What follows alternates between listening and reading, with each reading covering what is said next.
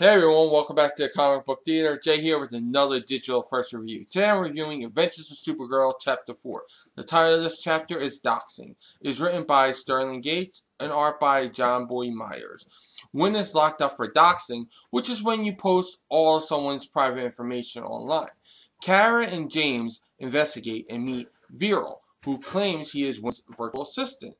Wynn becomes a victim of doxing and is in danger until Supergirl rescues him and finds out Zor-El is actually an alien named Zor-El Dox and not a computer program created by Wynn.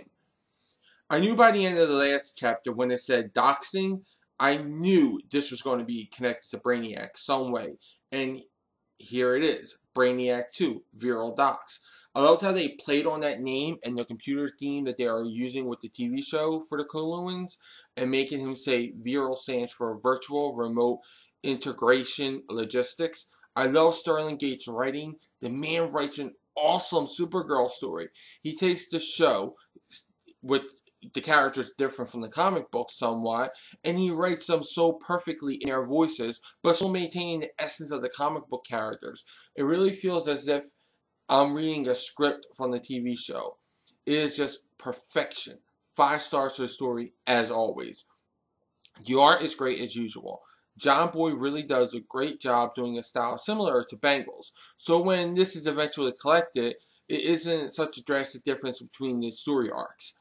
I felt he made James a bit too scrawny though, like he was the comic version of Jimmy Olsen and not the TV version of James Olsen.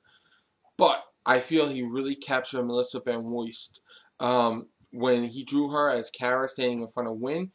And I think he captured Callista Flockhart's posture, attitude, and just everything about her when he drew Cat Grant in that scene. I give the art 4.5 stars. Overall, I love this chapter, and I really do feel like I am watching an episode whenever I read one of these chapters. I am not sure, though, who should get credit for Cat. Is it Sterling Gates, who writes her so spot on?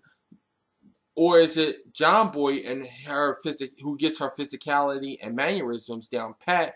Or is it that Callista Flockhart completely owns her on the show? So completely that I really heard her voice, saw her eye rolls, saw the whole character come to life before me during her scene. Honestly, I don't care which it was, because it was just awesome to see. I don't know why DC isn't doing their traditional 3 chapters and release a physical copy, because I feel this is a book that needs to be on more people's radar. It is very under the radar digital first series. It is just so good that they really need to release more of this. So with the story getting 5 stars and the art getting 4.5 stars, I give this an overall 4 3/4 stars. And it doesn't take a Brainiac to know that I highly recommend you picking up Adventures of Supergirl Chapter 4.